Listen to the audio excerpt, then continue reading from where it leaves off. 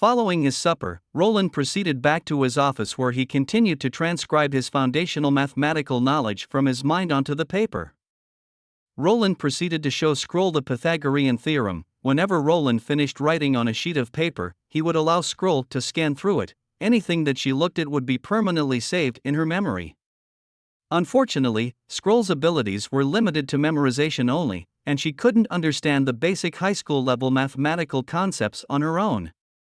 Therefore, in his free time, Roland had to explain them to her. Unlike Scroll, Roland didn't have a photographic memory, and in fact, his memory would gradually weaken with time. Due to his engineering background, he often used subjects such as mathematics and physics, but other subjects like history, geography, biology, and chemistry had likely deteriorated to a rudimentary level. Regardless of whether or not it was needed, writing down the contents that he had not yet forgotten earlier could help him retain more knowledge. As Roland transcribed, he pondered what magic in this world truly was. The utilization of magic enabled all witches to manifest an array of inconceivable abilities. In the later half of his life, Einstein aspired to integrate the four fundamental forces of the universe into a single theoretical framework, known as the theory of everything. In a sense, what he did was search for the origin. Roland wondered, could there be a universal principle that applies to any universe? Regardless, Roland could only ponder about it, since with the current level of technology, he couldn't possibly analyze such a force. Therefore, his primary task was to advance industry and technology and promote the progress of civilization. Perhaps one day, he could truly understand this power. "Your Highness?" Scroll spoke up upon seeing the prince lost in thought and couldn't help but ask. Roland snapped out of his reverie and coughed twice, glancing at the almost burnt-out candle. "Let's call it a day here." As she lowered her head to bow and leave, she unconsciously slowed her pace. Turned around, hesitated for a moment before asking a question.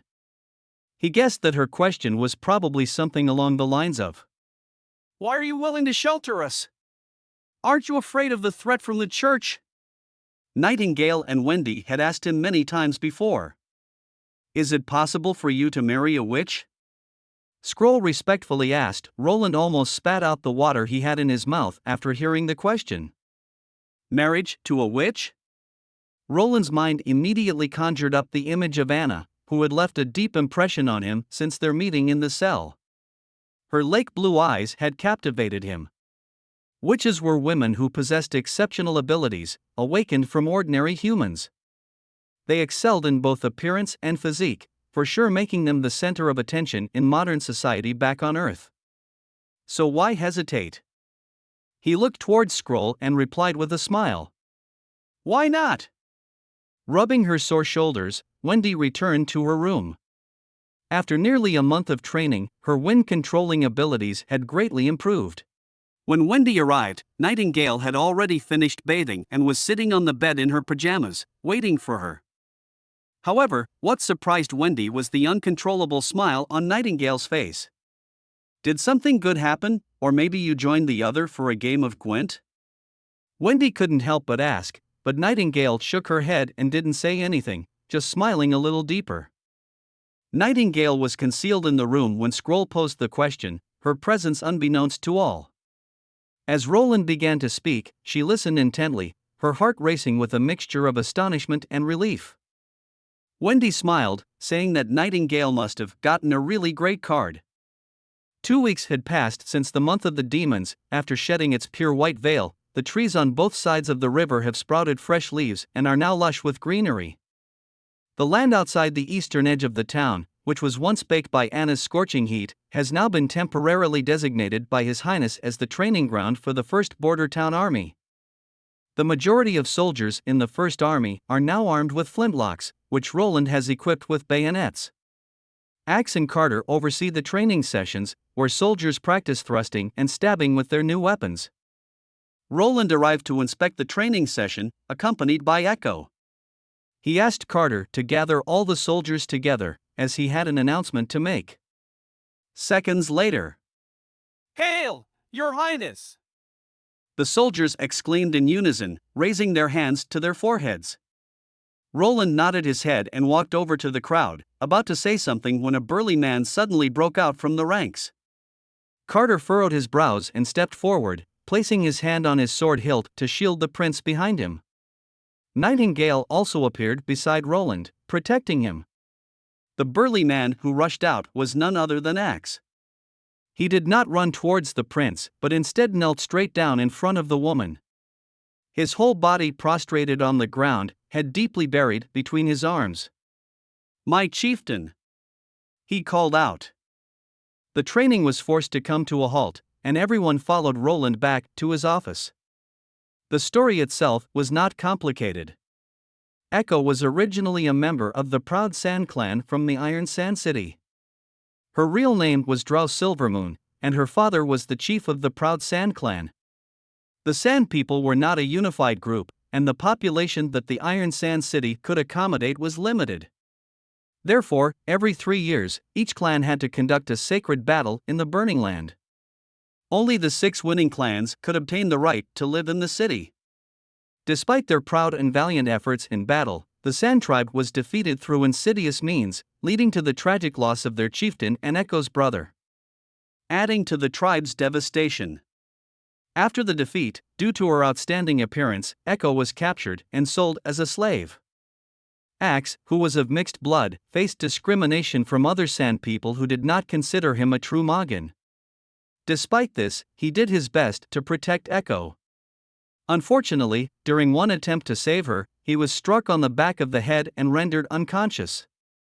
After Echo was sold as a top-quality slave to a trader in Bluewater Harbor, Axe spent years traveling across the southern region and visiting numerous slave markets in search of her.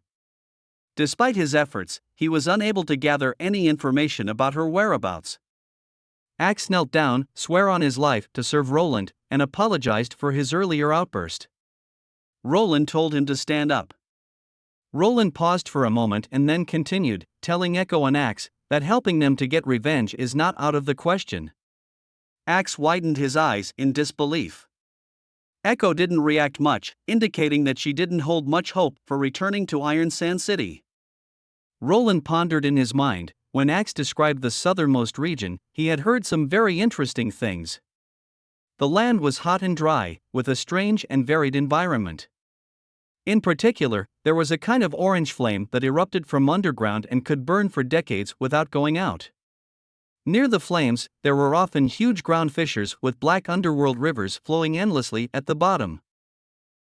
Sounds familiar? Isn't that oil? And it's even flowing on the surface. The importance of this black liquid for industry goes without saying. Half of the modern wars are fought over it. Fluctuations in oil prices can affect the rise and fall of countries. And it can even change the world order. But the border town is too far from the Iron Sand City. Roland told Axe that he will seek justice for them when he ascends to the throne. Axe's actions today violated the first military rule. He was put into solitary confinement for 2 days. Roland wanted him to take this time to reflect on his behavior.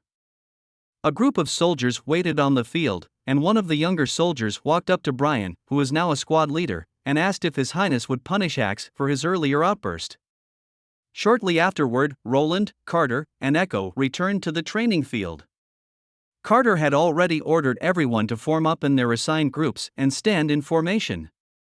Roland announced, stepping forward to address them. Roland informed that the woman standing behind him is a witch, who is a long-lost relative of Axe. Roland also notified the group that Axe was penalized with a 2-day confinement for disrupting the formation and violating military discipline. Roland emphasized again that the most important qualities of a soldier are obedience and discipline.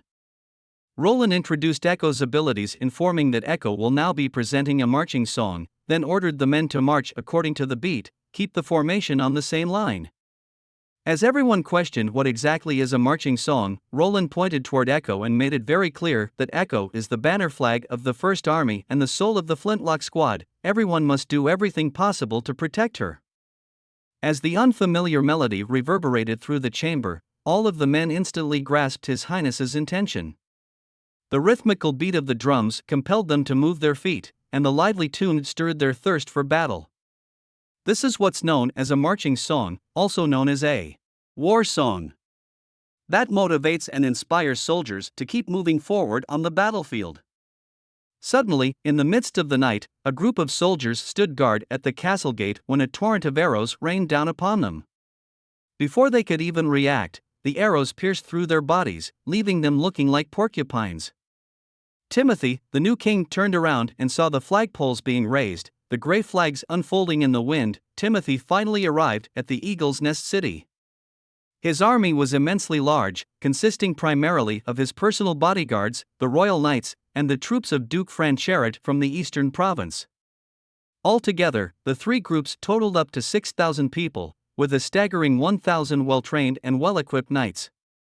Timothy had launched a surprise attack on his sister's army. The people on the city wall stood scattered and loosely, indicating that they were not fully prepared for defending the city. With a relaxed tone, Timothy handed the binoculars to Duke Fran and remarked, "Looks like she wants to run."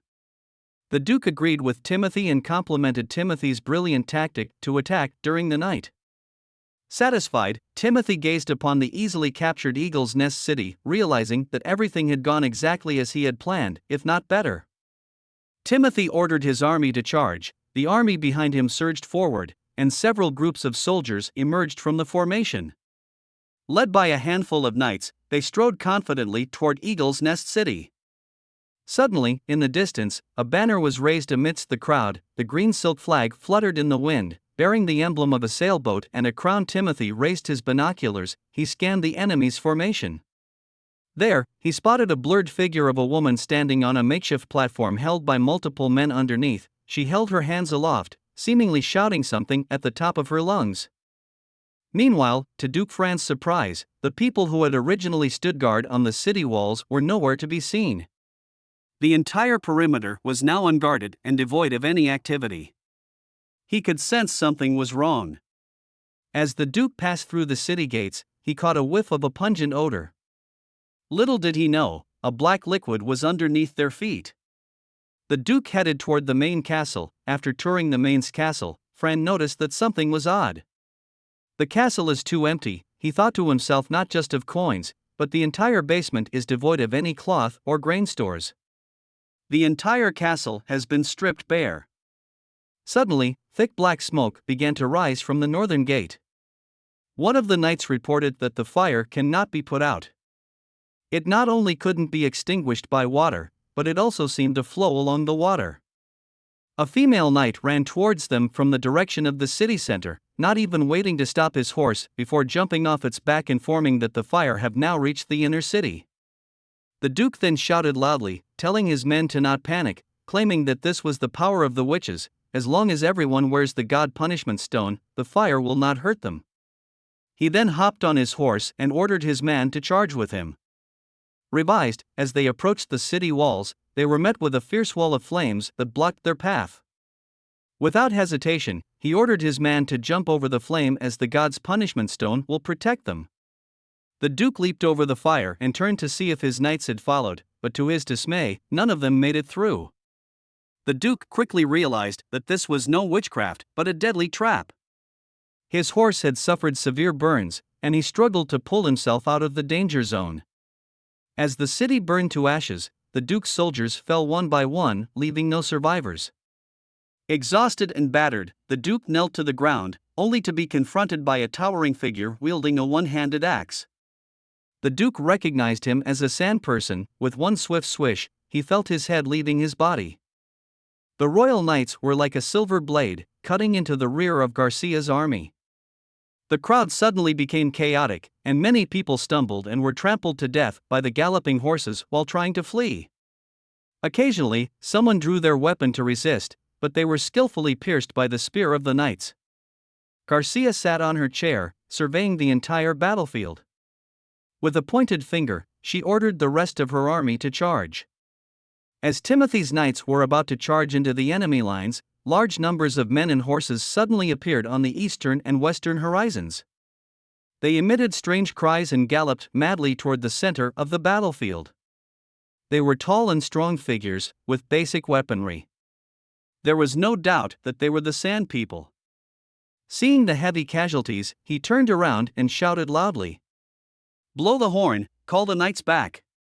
But it was too late. Half an hour later, there were fewer and fewer knights still fighting. When the Sand People turned their attention to the position where Timothy was standing, he gritted his teeth and issued the order to retreat. The group began to move north, and compared to the large army that arrived earlier, only 300 people remained by the new king's side. Back in the border town, Roland had already received intel about Duke Ryan and the Changji stronghold. He is confident that his army will be able to defeat the coalition, and he wondered if he should move to the Changji stronghold after his victory. Then he thought about the power structure is complex and intertwined, with a large number of nobles, and the territories are managed according to the feudal system. The border town had much more freedom, but he knew he could move the gold, resources, craftsmen, and laborers from the Changji stronghold to the border town. At that moment, a yellow figure flew in through the window and landed straight toward Roland's stomach. It was lightning, informing Roland that they are here. The mighty coalition marched slowly on the road toward the border town. At the forefront of the procession was the knight formed by the 6 major families of the stronghold. Duke Ryan looked satisfied as he gazed at this sharp and powerful force. There was no doubt that with their strength, no one in the West could stop him. Petrov's father remembered Petrov's warning and wanted to be more cautious since the border town managed to defend against the demonic beasts. Earl Moose ridiculed Roland and his army. Duke Ryan agreed with Earl Moose's comment and added that Hermes suffered a large-scale attack by the demonic beasts. And the holy city almost fell. He claimed that all of the beasts this year were targeting the holy city, and only a few slipped through toward here. Duke Ryan also knew that Timothy and Garcia had engaged in a fierce battle at the Eagle Nest City in the south, and Timothy had suffered large casualties. And this is his perfect chance to become a king and declare independence in the West. The Duke grinned with satisfaction at the thought. He ordered to send out an envoy to persuade Prince Roland to surrender. Ron, who was responsible for leading the way for the army, rushed back to report that there were soldiers holding weapons not far from them. Duke Ryan raised his binoculars to observe border town's formation. The troops in the lens appeared very peculiar. They held strange weapons that can only be assumed as wooden sticks and stood in 2 tightly packed rows. Duke Ryan let out a smirk and ordered his army to charge, as the enemy appeared in the distance. Vainer and the rest of the soldiers, seeing the fully armed knights riding tall horses, dressed in shiny armor, slowly approaching the town. Now, with nearly 100 knights appearing all at once, this sight made them gasp in surprise. Vainer felt his palms sweat again, just like when he first faced the mixed-breed demonic beasts on the city wall. But this time, he was facing his own kind. The coalition army of the Changji stronghold. Vainer took a deep breath, regaining his composure, knowing that nowadays, under the governance of the prince, the border town has been improving day by day, and these changes are visible to everyone. Vainer assured his men that the coalition was nothing to be afraid of. Under the guidance of His Highness, they had already triumphed over demonic beasts, and these knights were no match for their bravery. The morale of their troops soared as they chanted Roland's name. Behind the border town's defense, on a small mountain, Roland, Carter, and Axe surveyed the battlefield. Just then, Lightning dashed towards the town's defenses, waving her arms and the yellow ribbons in her hands fluttering in the wind. The yellow signal indicated that the enemy had entered the cannon range, prompting everyone to turn their gaze to Roland. Taking a deep breath, Roland shouted, "Fire!" The first round of cannonballs made a loud sound but missed their target. Duke Ryan then ordered his men to charge. But before the coalition could react, the second round of shelling began. A cannonball soared through the sky, precisely landing in a squad of soldiers, taking them out in one fell swoop. The vulnerability and fragility of the human body were exposed under the heat of the weapons. Once grazed by an iron ball, it would result in an irreparable injury. Knights hit directly were not only dismembered but also sprayed with a cloud of blood. Only when the cannonballs hit the ground and ricocheted for the second time could one faintly see a blurry black specter ravaging the lives of its companions in the crowd. The Duke ordered his men to sound the horn of attack. The long-range weapons would be rendered useless if engaged in close combat. The cannon crew sprang into action, clearing the barrels and reloading ammunition, as well as relocating the cannons. At that moment, Lightning returned to the defensive line, and in her hand was a ribbon now colored red. A red signal indicated that the enemy had come within 500 meters. As the deafening roar subsided, he barely had time to observe the result of the attack before turning around and shouting at the ammunition delivery personnel. "Send up the shotgun shells." As the iron barrel flew out of the cannon's muzzle, it ruptured due to the immense pressure differential, and the iron pellets inside scattered like raindrops toward the enemy. The knights who were fortunate enough not to be covered by the barrage finally approached the charging distance. They had only one thought in their minds: to break through this thin defense line and slaughter the cowards who could only hide behind the line and operate evil weapons. The remaining knights lowered their bodies and urged their horses to the highest speed. However, these 150 meters seemed to be an unreachable distance. The last round of close-range shotgun blasts completely crushed the knights' fighting spirit. Within 100 meters, the hard-to-deform iron pellets could penetrate 2 to 3 people. The cone-shaped area in front of the muzzle became the domain of death, and almost none of the 20 or so knights who charged at the forefront were spared, the only difference being how many pellets hit them. The soldiers collapsed, scattered in fear, had no chance of being saved, turned around, and tried to flee the battlefield. The wave of defeat swept over Duke Ryan's coalition army, and the situation quickly became uncontrollable. The crowd rushed back, and people were trampled to death in the chaos. No one had time to care for others, only regretting why they didn't have 2 more legs.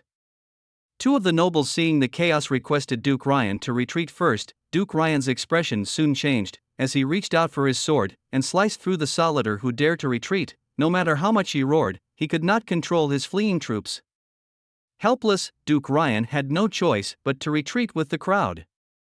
As the sun gradually sank behind the mountains, Carter gazed at the blood-red sky and the cawing of crows in the distant forest, and he suddenly felt a sense of desolation. The era of knights had come to an end. And the era of Roland had just begun.